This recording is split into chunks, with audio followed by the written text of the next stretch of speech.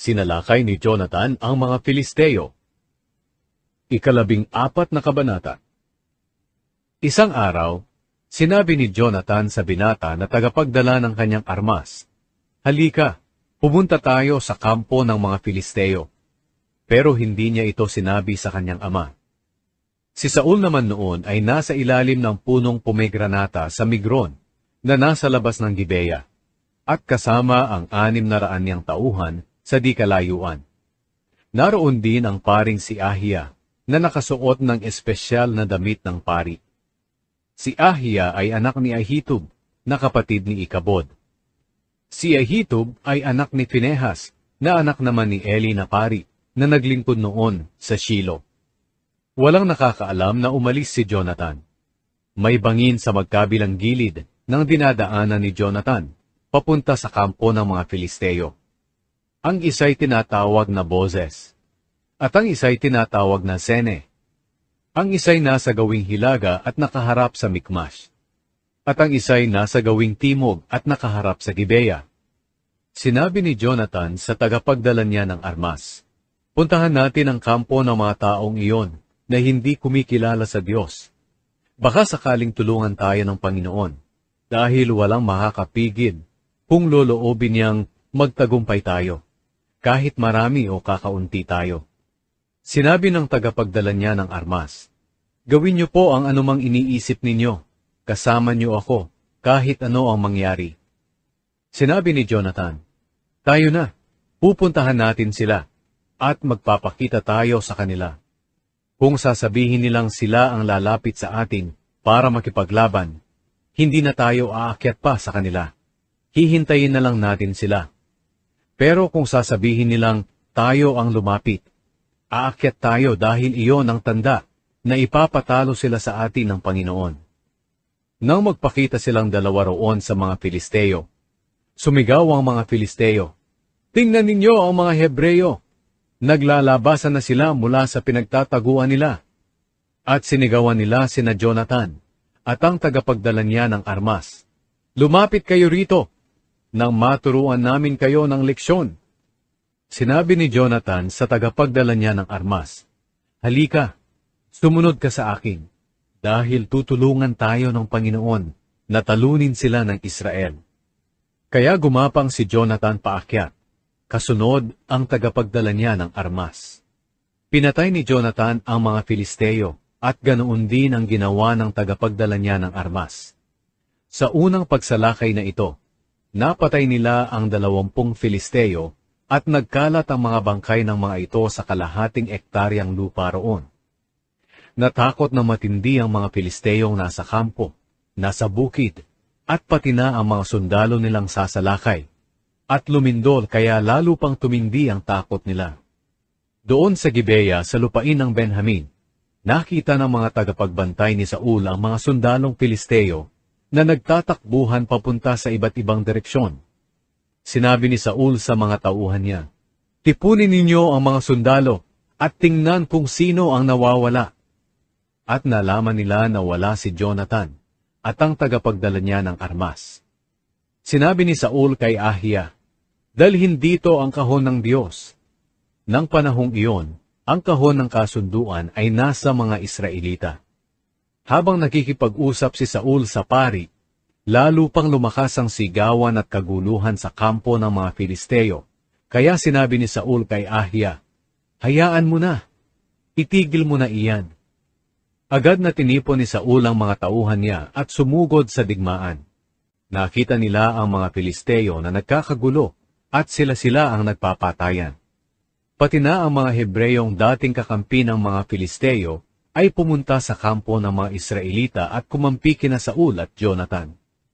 Nang makita ng lahat ng mga Israelitang nagtatago sa kaburulan ng Ephraim na nagsisitaka sa mga Filisteo, sumama na rin sila sa paghabol. Nang araw na iyon, iniligtas ng Panginoon ang mga Israelita at umabot pa ang digmaan hanggang sa Bet-Aven. Ang sumpa ni Saul.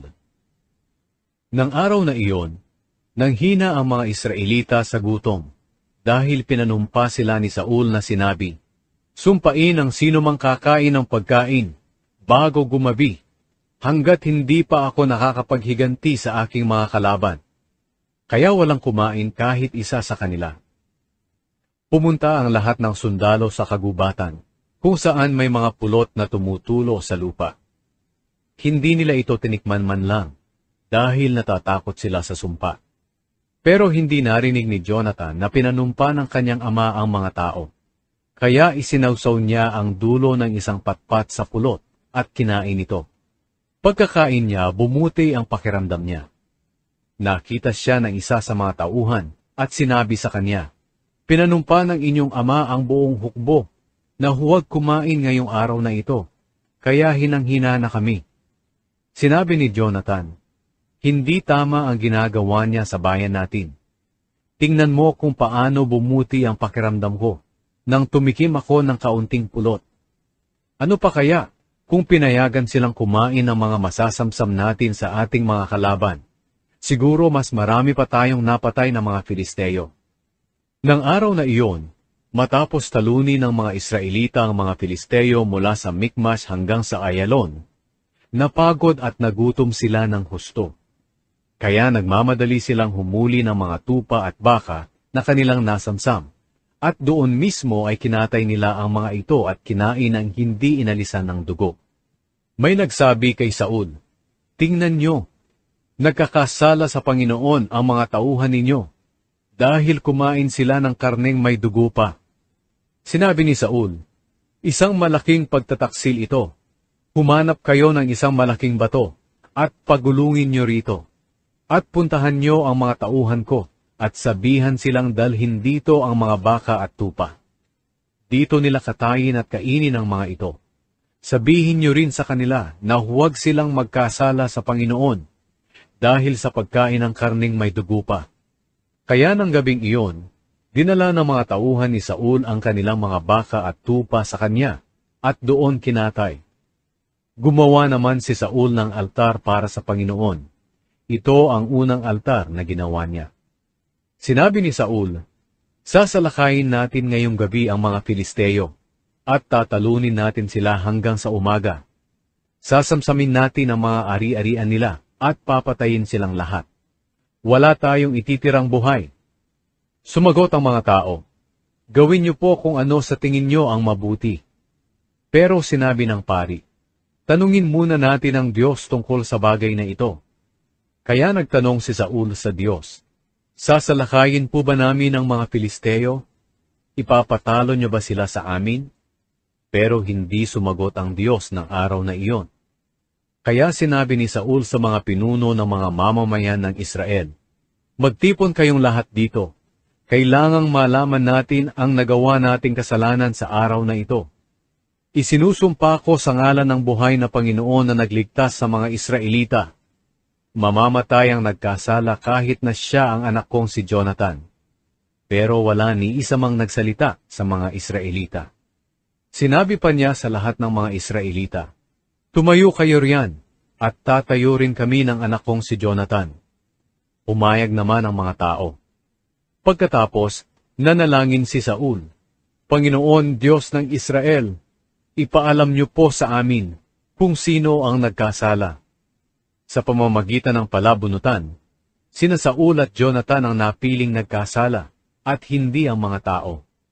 Sinabi ni Saul, "Magpalabunutan naman tayo ngayon, para malaman kung sino sa aming dalawa ni Jonathan ang nagkasala."